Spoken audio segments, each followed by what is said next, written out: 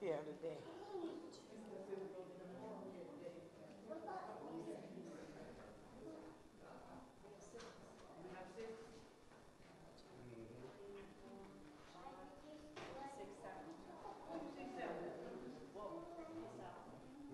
Oh, I didn't count on it.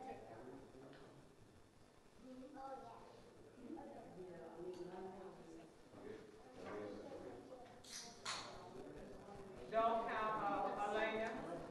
I'm counting too. Yeah, we will do seven. Seven.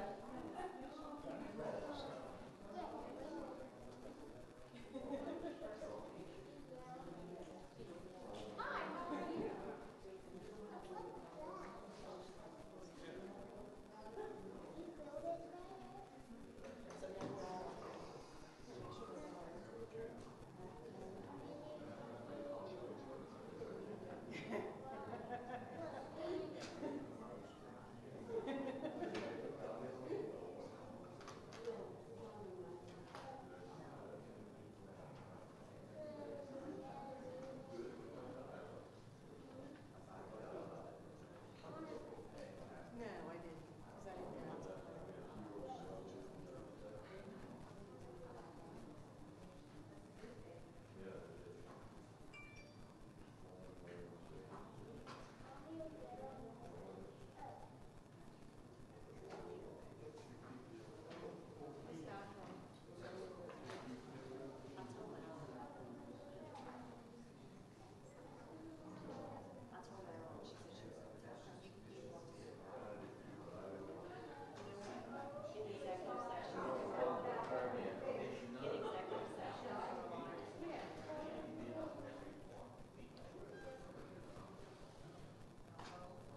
I'm full, so come on, get do stuff with that.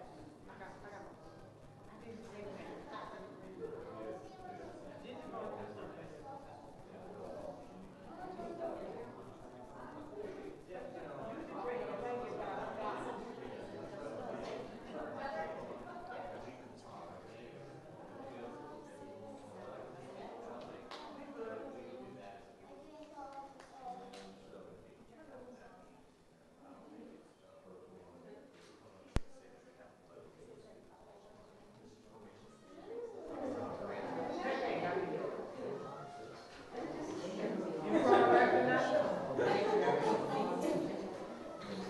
Well, I just thought I'd ask you.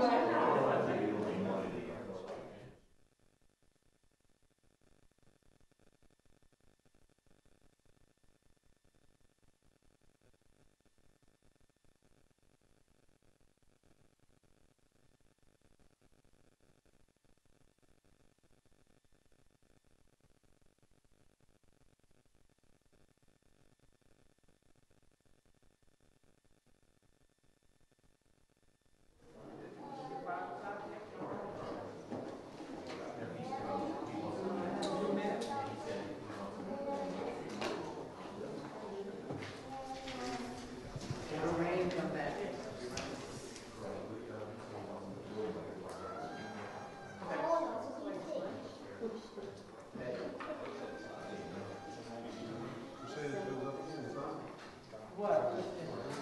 Oh, I know. I mean, it's been, how much would you consider? 78, 9?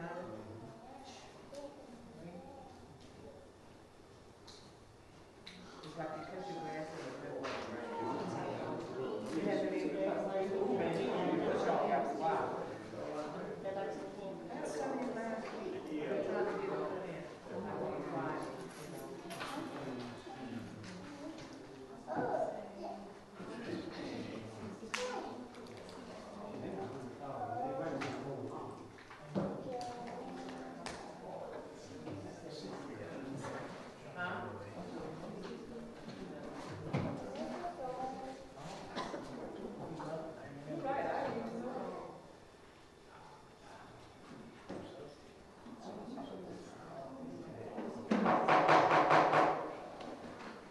Call regular meeting of the St. Mary Parish School Board for Thursday, July 8, 2021 to order. And good evening to everybody. I'd like to thank everybody for being here. Dr. Bagwell, will you please call roll? Yes, sir. Mr. Fulcard. Miss Lockett. Present. Mrs. Rack. Present. Mrs. Griffin. Here. Miss LaSalle. Here. Mr. Gillette. Mr. Taylor. Here. Mrs. Black. Here.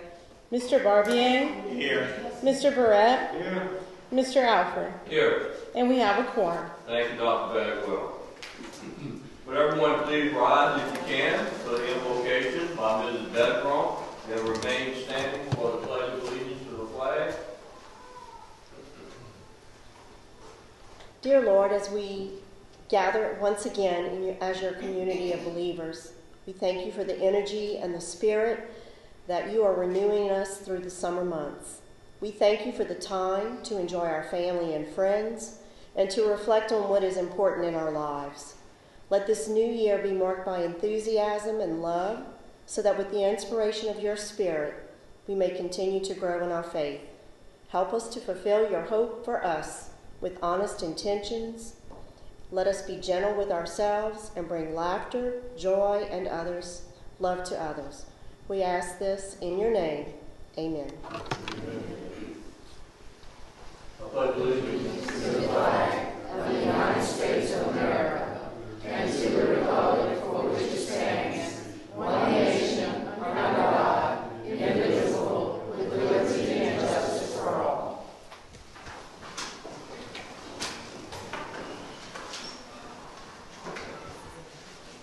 Thank you, Ms. Bedcrom.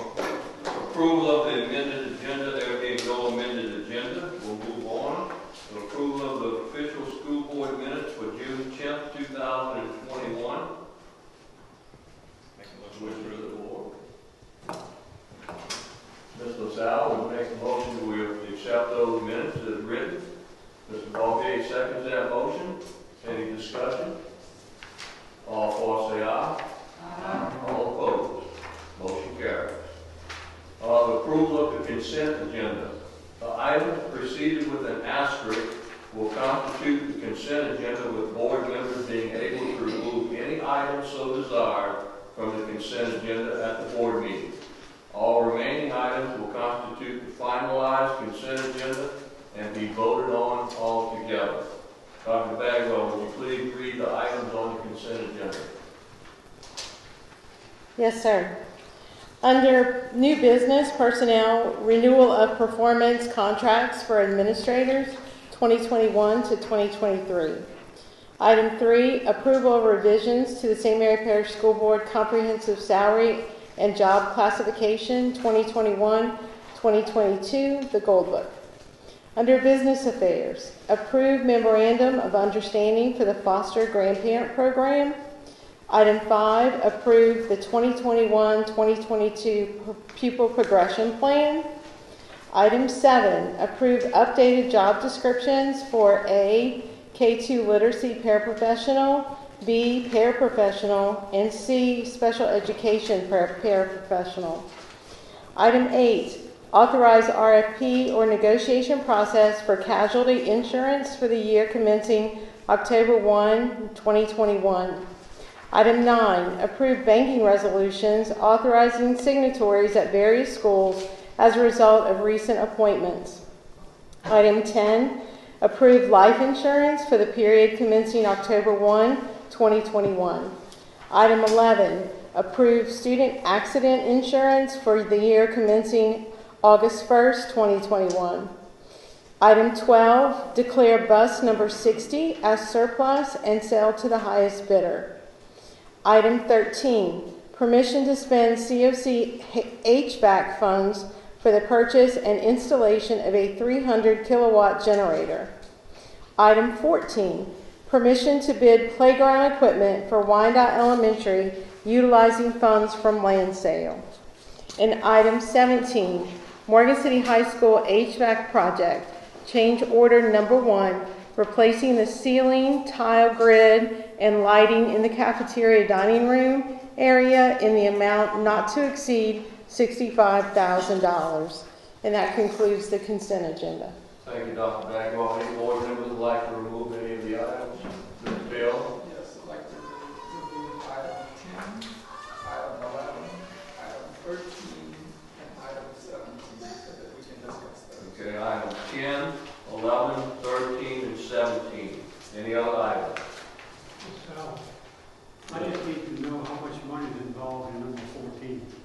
Which number?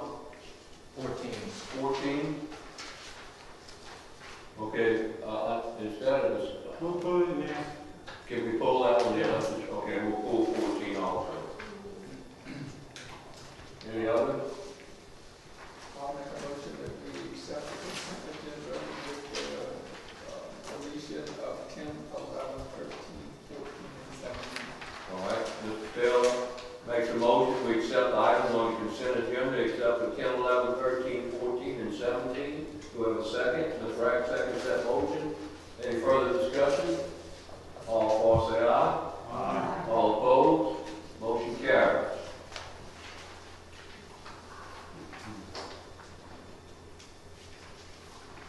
Okay, under appearances, we have a recognition of the 2020 and 2021 top word billionaires in St. Mary Parish. Elementary, Stanley Oakland, Berwick Elementary School. Ms. Sarah Broussard will do the presentation. Good evening. Last month, we recognized the secondary word millionaires of the 2019-20 and 2020-21 school years. Tonight, I have the honor of presenting the elementary winner for the past 2 years.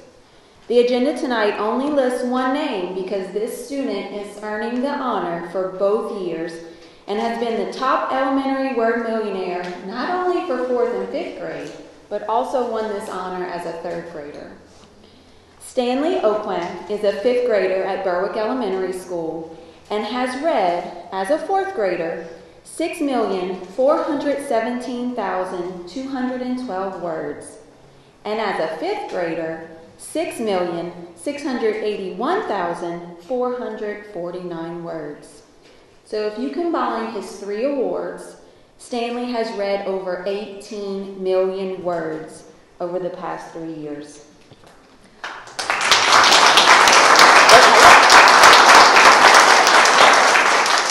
Here's a little about Stanley. Stanley was the Berwick Elementary 5th grade Student of the Year. He is in the Beta Club and serves as the Vice President. He is also a reading buddy for younger students and participates in the gifted and talented art programs at school. In Stanley's free time, he takes pleasure in doing a variety of activities. His interests include drawing, Lego building, and reading. He also enjoys playing outside with his cousins, looking at the stars, and trail riding. On the weekends, he especially enjoys building a pillow and fort blanket with his younger brother and sister. When he grows up, Stanley wants to be a surgeon. This interests him because he loves helping others and working with his hands. He also finds the human body fascinating and wants to work with the cool tools and find solutions to people's problems. He was nominated by his science teacher to attend the National Youth Leadership Forum, and he is looking forward to participating in the Pathways to STEM camp at the University of Texas at Dallas later this month. Stanley is joined tonight by his parents, Trey and Rachel Oakland, and his siblings, Addie and Wyatt. Could they please stand?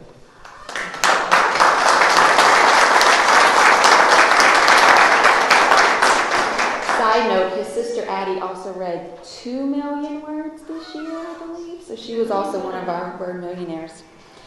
I would like to thank our parish librarians and Dr. Bagwell for emphasizing the importance of reading in St. Mary Parish. And Mr. Alford will now present Stanley with his 2 certificates and his 2 gift cards for this wonderful accomplishment. Thank you.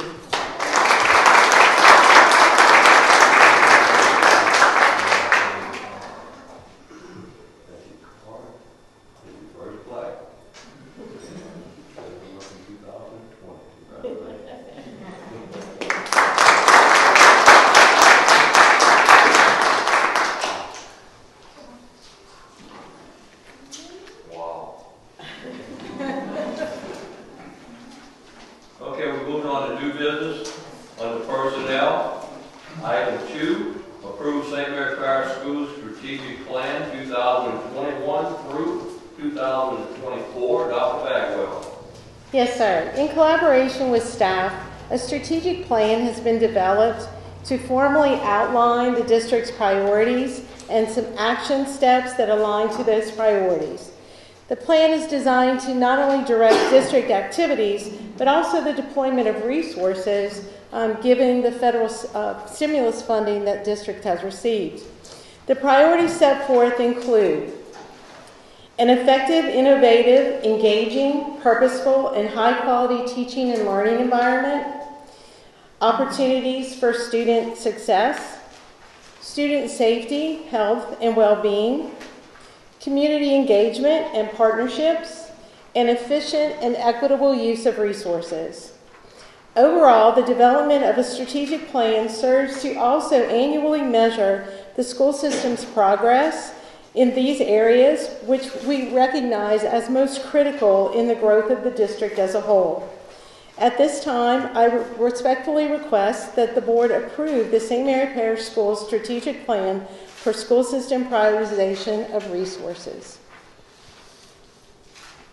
Wishes of the board?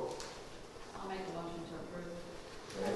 Ms. Griffin makes a motion to approve. Ms. LaSalle makes that second. Any further discussion? All for say aye. Aye. All opposed? Motion carried. Thank you, Dr. Bagwell. Thank you. All right, now we're moving on to business affairs. Item 6, consider approving the extension of the mask recommendation for the 2021-2022 school year. Dr. Bagwell will handle that. Okay. LDOE released school system operational guidance for the 2021-2022 school year. An update to that guidance was actually released today. The first came out on June 23rd. The guidance acts to update the protocols for safely operating schools as we enter the new school year under the COVID-19 local rates as well. At a special meeting on May 27th, the board approved a revision to the mandate that made it a recommendation, particularly for those who are unvaccinated, with the exception of school buses. That would continue as a mandate due to the Presidential Executive Order 13998 that was released in June. That order specifically requires that on public transportation, masks continue to be worn. So I'm asking the board to consider approving extending our mask recommendation through the 2021-2022 school year, with any updates to occur as conditions warrant. So again, this would be a recommendation of mask wearing in schools with the mandate only on the school bus. Okay, before I accept comments from the board members, we have a request for public comment for one of our constituents, Ms. Lindsay Anselm. Is Lindsay here? Lindsay would like to address the board. I just want to thank you guys, first off. Y'all had a really rough year last year, and y'all were amazing to St. Mary Parish through everything, and I don't think y'all get enough accolades for everything that you do for the parish. I've lived here most of my life and was brought up within this school system, and I appreciate you guys tremendously. When it comes to dealing with the mask, I really appreciate that it's a recommendation at this point. I would just like to make a point that there are new studies that have come out recently. Recently in Gainesville, Florida, a group of parents that were concerned about the potential harms of masks submitted 6 face masks to a lab for an analysis. The results of reporting found that 5 masks were contaminated with bacterial parasites and fungi, including with 3 dangerous pathogenic and pneumonia-causing bacteria, with no COVID viruses detected on the mask. Although the tests were capable of detecting the virus, none were found.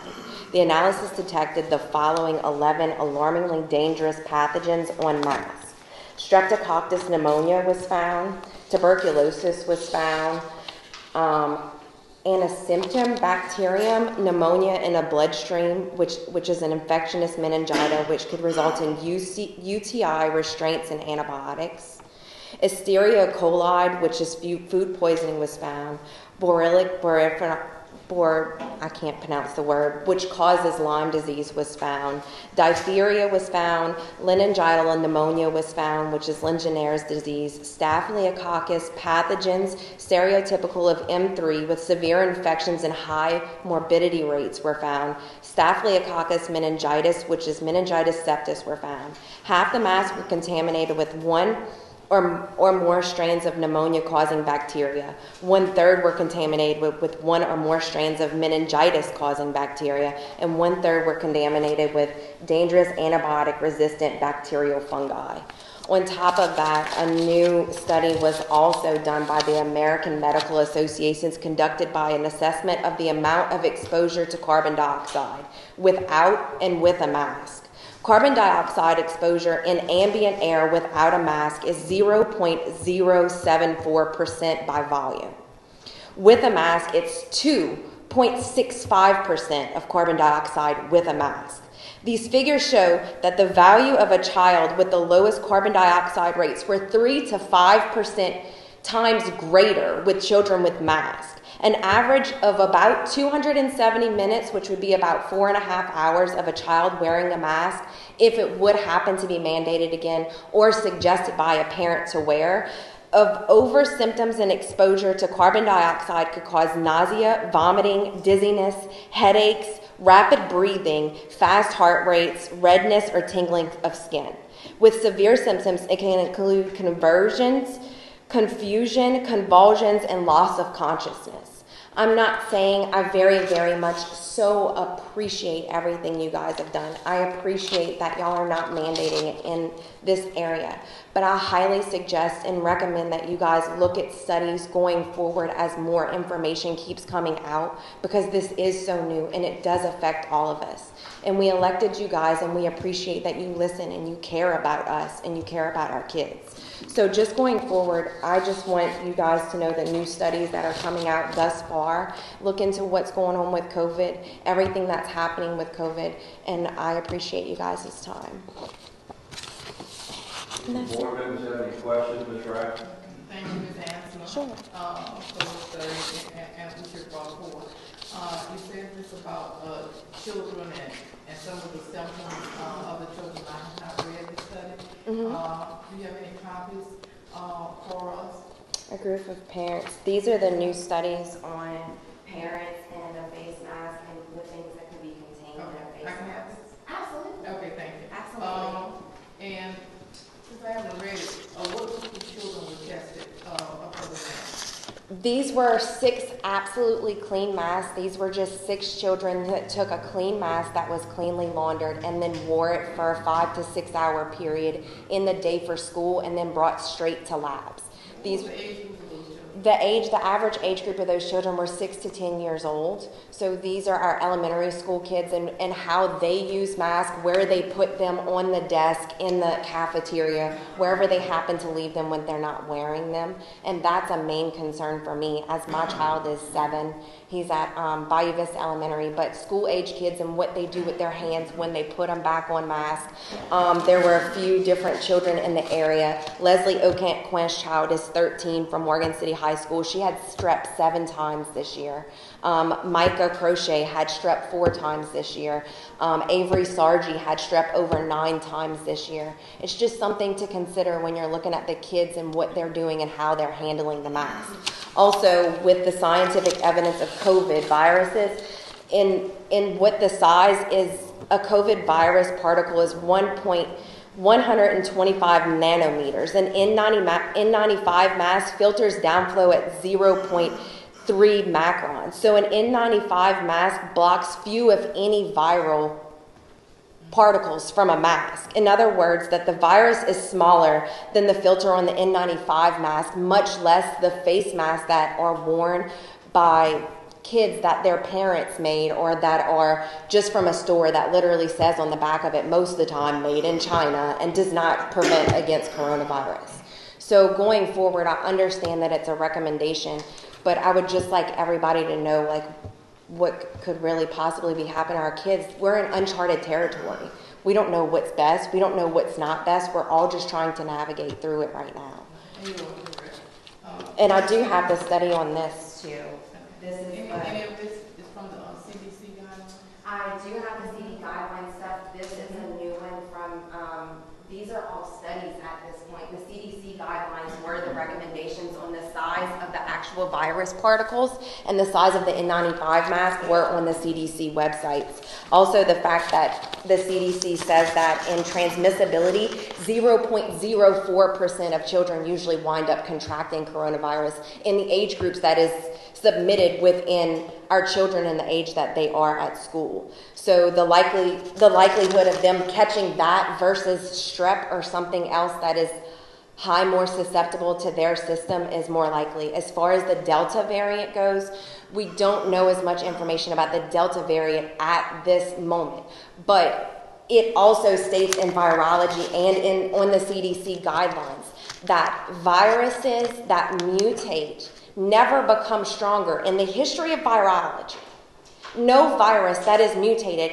has ever become stronger. It's actually become weaker. It becomes more transmissible. It's more likely to be transmissible, but it is not more likely to be more deadly. It's never happened in the history of virology. Thank you, guys. I really appreciate you. I just have a few things to say. Any more comments on the subject? Yes, ma'am, Ms. Al. Yeah, I appreciate what you have to say, but I also have to caution people that, what are your credentials?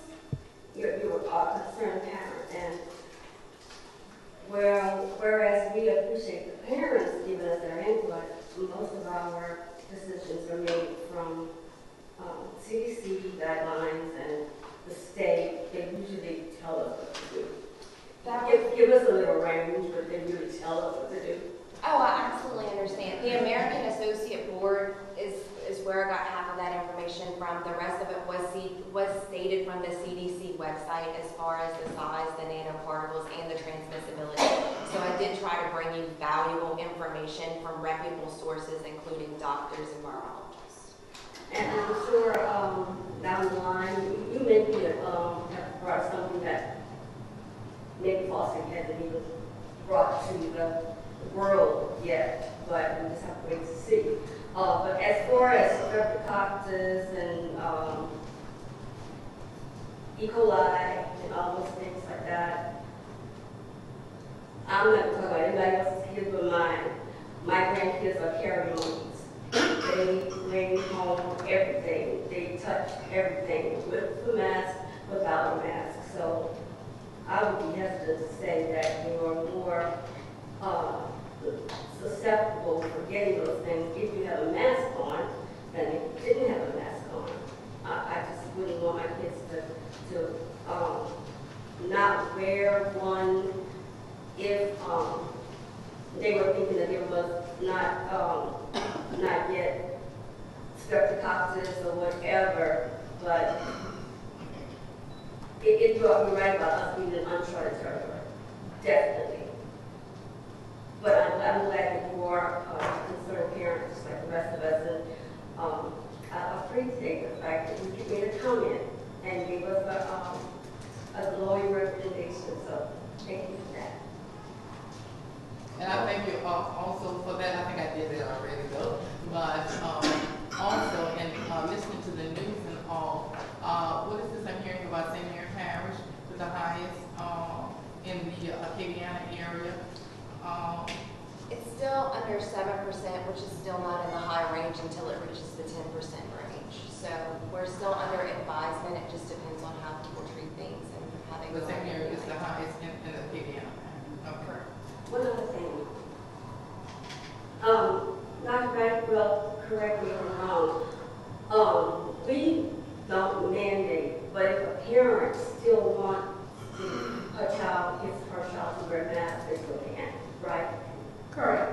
Yes, I just want to make that point. If we continue recommendation status that we instituted in the summer, it would be a recommendation only, and anyone who chose to wear a mask could continue to do that. Yeah, I just want to, just because we are not mandating them, does not mean that if you're not comfortable, that the child cannot wear one, because they have to wear them plus anyway. Correct. So nothing will happen to them in the classroom, nobody will make them take it off, correct? When they wear it. Just want to bring that point home. Dr. Bagwell, would you you please repeat your recommendation?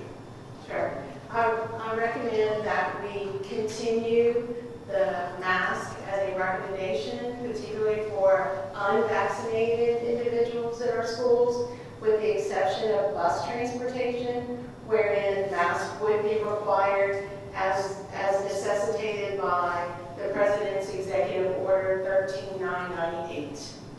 Then we can either vote to approve, not approve, or someone may come up with their own motion, Mr. Taylor. I'll make a motion that we approve the extension of the no mask recommendation for the 21-22 school year.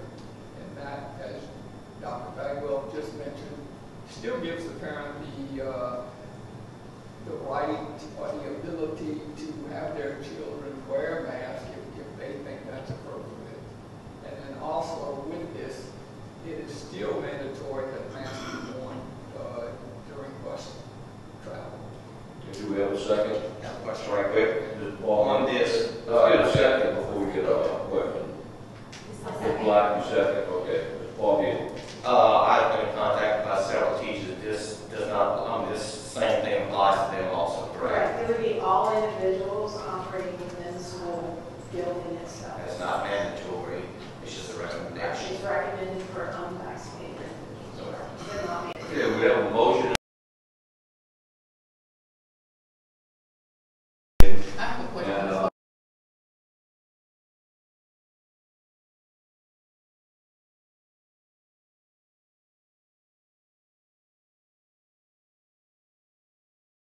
A recommendation for those adults who are not vaccinated. Right, it would be recommended, especially for those who are unvaccinated. Are we going to? Ms. Lockett, you have a question? Yes, so are we going to require them to show proof that they are vaccinated? Under the laws, we're not allowed to do that. So then anybody can wear a mask.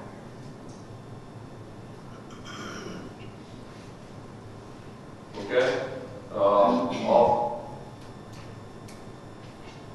four say aye. Aye. All opposed? Motion carries. Okay, moving down to item 10.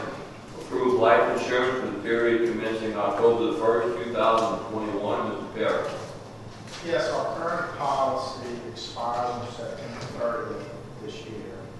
So we started doing an RFP process, and in your packet there's a list of the companies that were contacted. It was pretty extensive. Pretty much everybody, most declined to quote, and it had to do with including the retirees in the plan. And of course, I said they got to stay. So we did get 5 or 6 carriers that did quote. The current carrier had a substantial increase. That was Voya. You can see in your packet, they have the Voya renewal, and then right next to it is the Unum renewal. Well, the Unum renewal is actually the same in every category but one, and it had to do with retirees. And of course, we pay a portion of those premiums as well. So my recommendation is to accept the low bid from Unum. And by the way, it's a 3-year rate guarantee, which is really unheard of right now with Corona and all. So it's a 3-year rate guarantee with the switch from Voya to Unum. Same benefits. The only thing is there is a slight premium increase, as I just mentioned, and it equates to $3,249 annually, which would be split between the employer and the retiree. So my recommendation is to accept this low bid from Unum, and I'm additionally asking the board to consider, just because it's such an immaterial amount, absorbing the entire $3,249 annual increase to where all rates stay the same for active employees and retirees. Questions from the board? What's the wish of the board? Mr. Taylor? I move we accept the recommendation of switching from Voya to Unum for the group life insurance renewal. Do we have a second? Ms. Rack seconds. We have a motion and a second. Any further discussion? to approve recommendation of Mr. Parish. All for say aye. Aye. All opposed? Motion carries. Thank you, Mr. Parish. Okay, item 11, approve student accident insurance for the year commencing August 1st, 2021. Mr. Parish. Once again, we did solicit the market. This is a policy that most districts are getting increases on, as the case with many other policies. We did get a renewal from Bollinger, and actually there's two enhancements on it. One's on inpatient coverage, X-ray, MRI, radiology. The rate is going from 150 to 200. And the same down below in outpatient coverage. So there's a couple of enhancements, and of course this is the policy that the board approves, which is a supplemental policy for extracurricular activities, injuries, such as football, baseball, sports, also cheerleading. So this policy actually has a slight decrease from $50,108 last year to $46,367 this year. So my recommendation is to accept the renewal from Bollinger at the reduced rate with the enhancements. Make a motion to approve the recommendation. Ms. Griffin makes a motion we approve the student accident insurance from Bollinger. A second by Mr. Bobbitt. Any further discussion? All for say aye. Aye. All opposed? Motion carries on the student accident insurance. Item 13, permission to spend COC HVAC funds for the purchase and installation of a 300 kilowatt generator. Mr. Wise. Good afternoon. Back in November of 2020 and into December, we had some conversations here about setting aside funds for the HVAC replacement in the central office. And we had set aside $700,000, and again this year in special projects we set aside another $100,000, making that total set aside funding of $800,000. In doing all of this HVAC work in-house, we were able to save a substantial amount of money.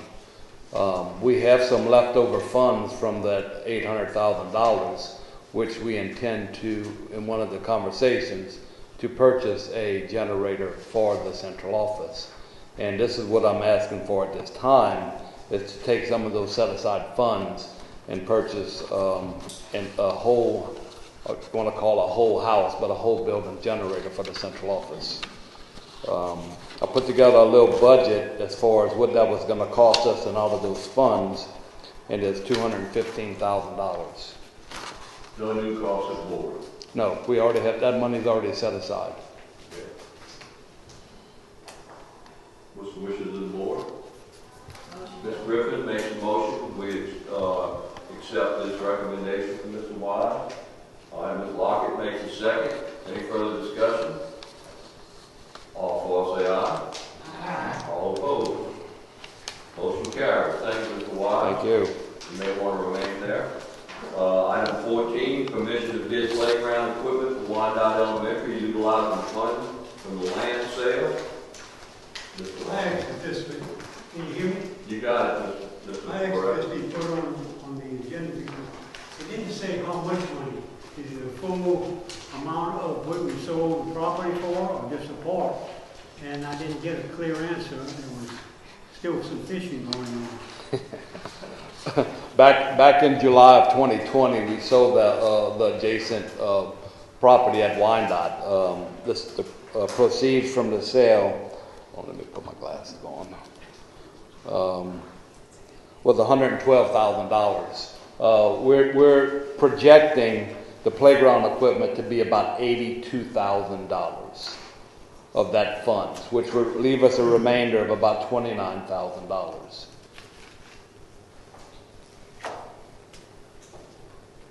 And that's a projection, correct?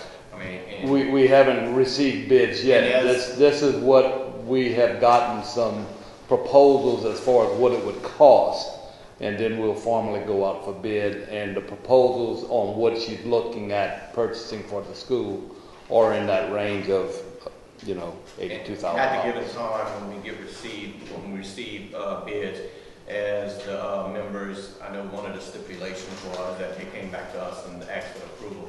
We can either reject or accept certain parts of it, or does it have to be the whole amount? If you are you suggesting that this is too much money? I mean, if we get a legit bid, and we're saying $82,000, and the bid is correct, then we award bids with money set aside, unless you're wanting to limit the amount of money spent, which means that we would maybe take away a couple of pieces of the equipment that she's asking for. Yes. So, but what she's asking for is $82,000 on what we're projecting. And all we're asking for today is permission to bid that playground. That is correct. That's correct. And we can put that in the bid with a budget of $82,000. So it gives us a right, if we are over budget.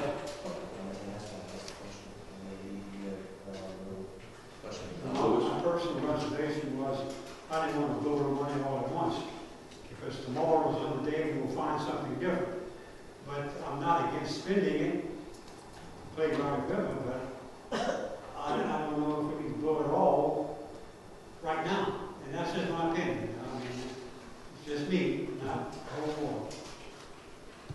Question.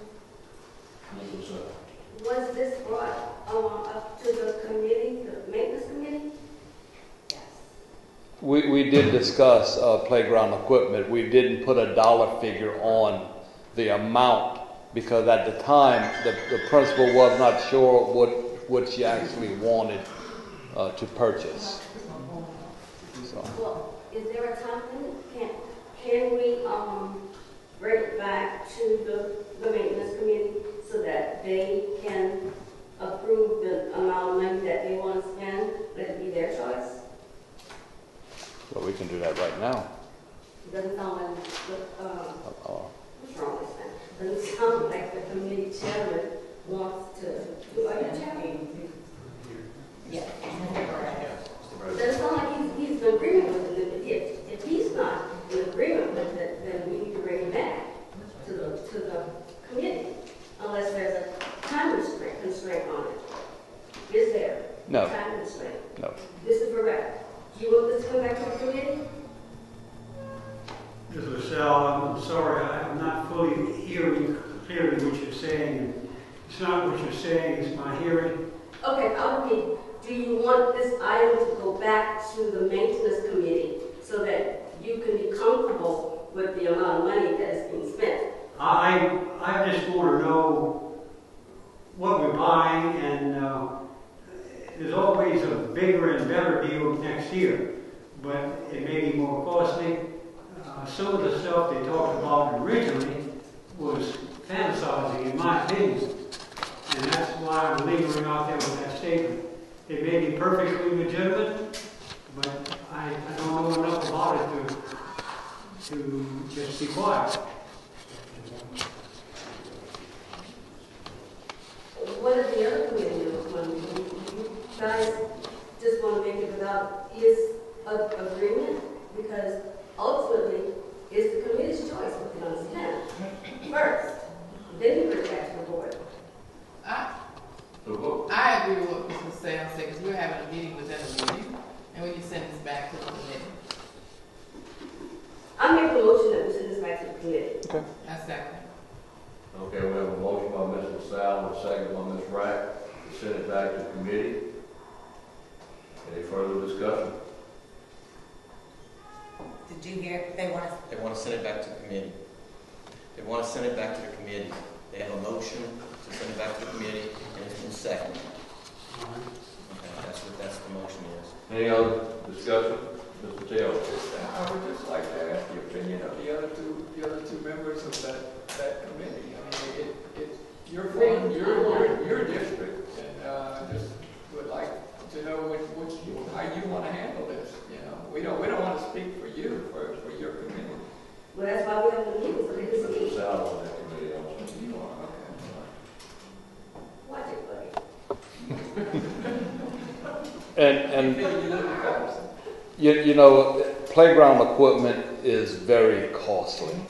You know, even with what we're saying, this $82,000, we're not looking at something that's elaborate and very big in size. It's a one little area is 40 by 40, and another area is 20 by 20, and so it's not a lot, but it's very expensive. Just letting you know. We discussed this long enough to know that Mr. Barrett's not That's fine. understanding. We could sit here for the rest of the meeting. We need to be in a place where he can ask the questions that he needs and get the complete understanding. We all need to know it. So I've called questions that will go on. All right, all for say aye. Aye. All opposed? Motion carries. Going back to committee. All right, item 15. Receive group health insurance premium to claim summary report on the commercial plan. Mr. James Perez. Good evening, everyone. Well, everyone should have in front of them the group health insurance plan, commercial plan, premiums to claim summary. And you'll see the first quarter of 2021, we're not off to a good start. United Healthcare, and I condition this every time I'll provide a report.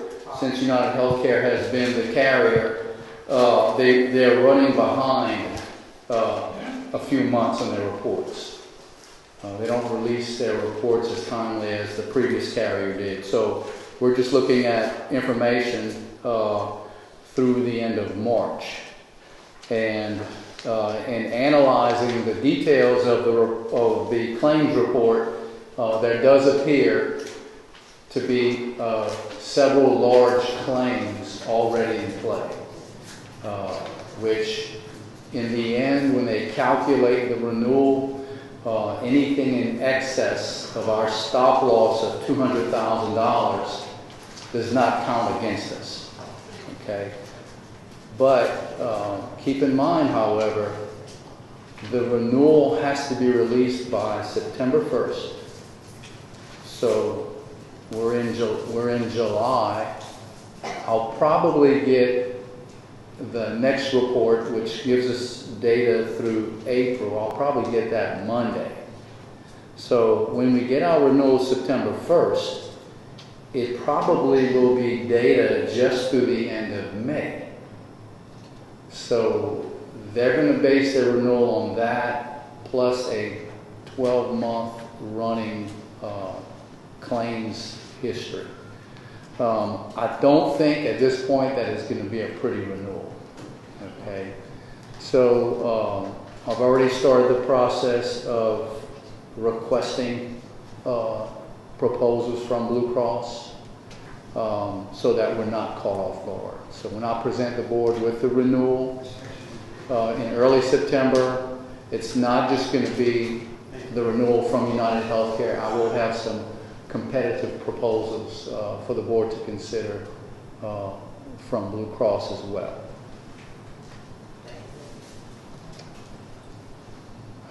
Any questions? Questions, Mr. Perez, Mr. Sal? I just want to know how come with school systems, your amount of your premium depends on your expenditures. No other entity has to worry with that. Well, I guess not at the level that the employees have to worry about. I can only speak to the company that we the insurance is the same forever. Maybe if there's a big spike in the world, in the United States, it'll go up. But it's not from year to year. This year's going to be $25, the next year's going to be $85. Why is it that way with us? Every group, every large group, especially every large group above 500 members, is pretty much fully credible. That means they're not pooled with other groups. They basically stand on their own. So your premiums that you pay is based on the claims that the insurance company pays out. And when they calculate the renewal, they project also trend, because we know that healthcare costs this year aren't going to be the same next year.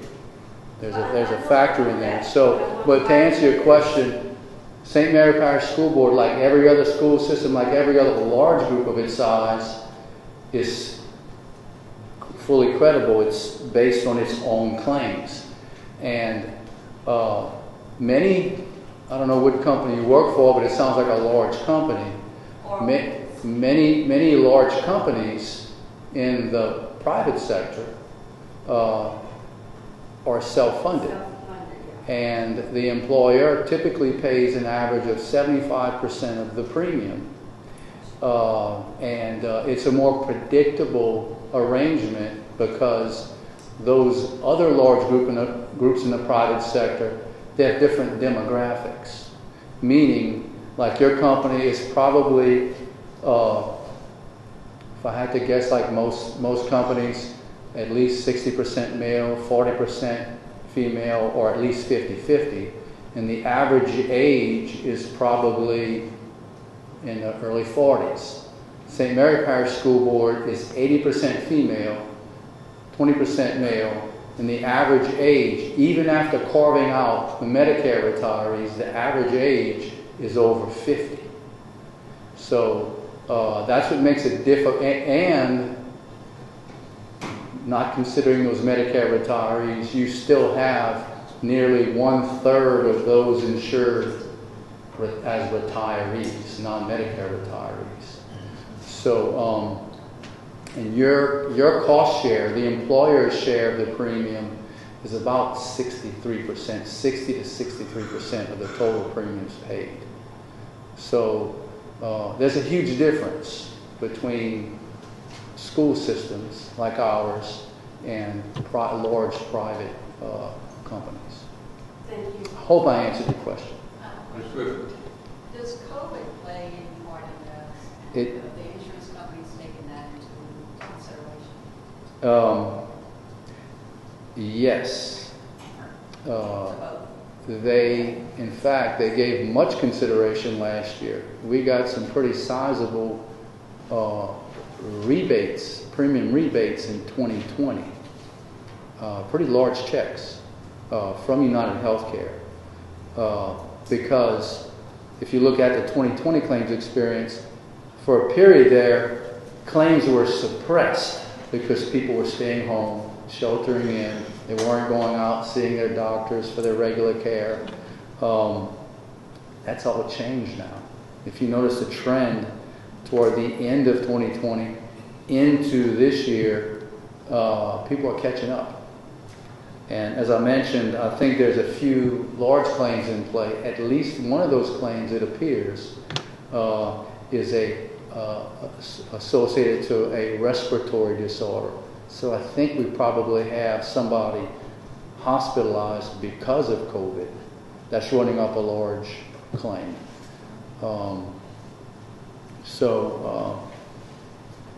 Don't think it's going to be pretty, but I'm going to be ready. I'm going to have some alternatives for the board to consider. Thank you. We know you're going to wave the magic wand. Okay, any other questions? Mr. President, item 15 on commercial claims. There being none, let's move to item 16, receive update on Medicare Advantage plan renewal and take appropriate action. Mr. Parish. Okay, after that, I'm going to step out of the role of playing Debbie Downer, and I'm going to give you some positive information. The Medicare Advantage plan, which insures retirees with Medicare, both Parts A and B of Medicare, that amounts to about 20 to 25% of our overall insured population, will see no increase in premiums. We got the renewal in already for the 2022 plan year. You will see no increase in premiums, and they United Healthcare is including some benefit enhancements at no additional cost. And the benefit enhancements include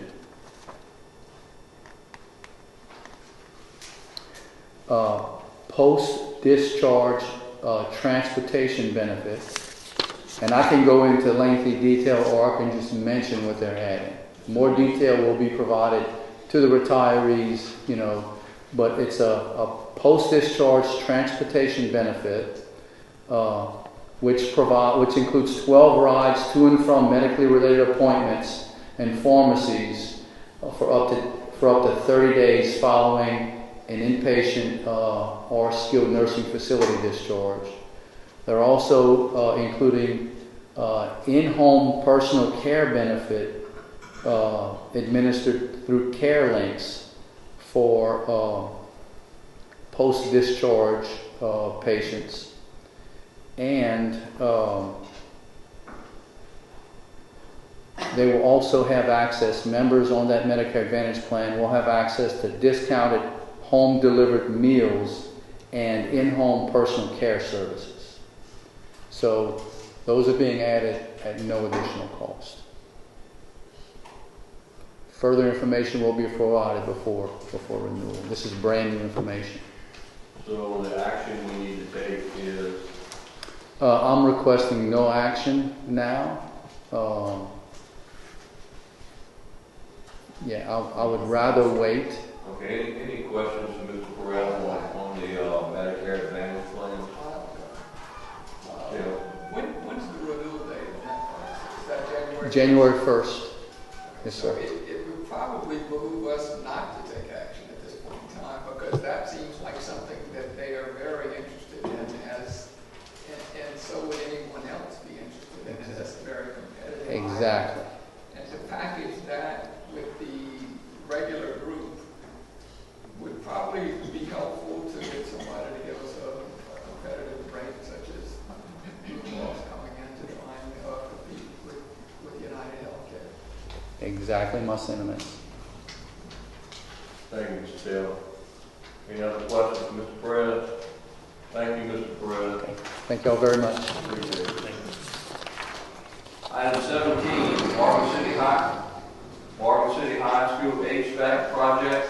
Change order number 1, replace the ceiling tile, grid, and lighting in the cafeteria dining room area in an amount not to exceed $65,000. Mr. Watt. We try to get our documentation to the board as soon as possible. So when we put together, I put together my little write-up. I was estimating that ceiling grid actually to be about $65,000 to do that work. Attached to that we have in our packet now, actually the change order was a little bit lower than that. The change order for changing that ceiling tile in the cafeteria is $51,662. So tonight I'd like to ask for that change order to be approved. And actually the change order came through my recommendation. When we were doing all of the work on the right-hand side of the building and changing all of that air conditioning, we are changing all of that ceiling tile. The cafeteria area at the time looked presentable. Once we started getting into the project, we did a big roofing project over the cafeteria. We had a bunch of obsolete ceiling tile that we could not replace. So this was an opportune time for us to take this time to tear out that ceiling tile and grid and replace it with new. So I'd like to recommend that we approve this change order. Wishes of the board. So the change order would be for $51,662. Yes, ma'am. Okay, I'll make that motion. Ms. Black makes a motion to approve their recommendation of $51,662. Mr. Balky seconds that. Any further discussion? All for say aye. Aye. All opposed? Motion carried. Thank you, Mr. Watt. Thank you. Item 18, litigation. Discussion of pending litigation in the matter of Couillon versus St. Mary Parish School Board et al. Civil Action 6:21-CB-00019 in the Western District of Louisiana. Hamlin, Seals, Atkins, Geis, Perkins, and Noah. Dr. Bagwell. Any comments on that? Yes, sir. So at this time, I would ask that the board enter executive session to receive updates and information regarding this litigation. Mr. Sal makes a motion, we go into executive session. Mr. Taylor makes a second, any discussion? All for say aye. All opposed? We're now going into executive session. We're going to have our executive session in the boardroom right here. So we have everyone out involved in the executive room. And I'm going to.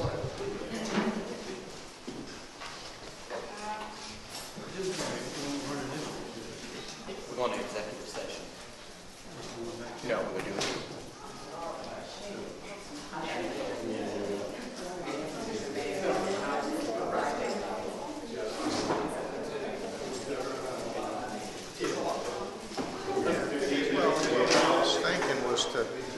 What I was going to say is maybe get, like, start at 50,000 and get a couple options, but yeah.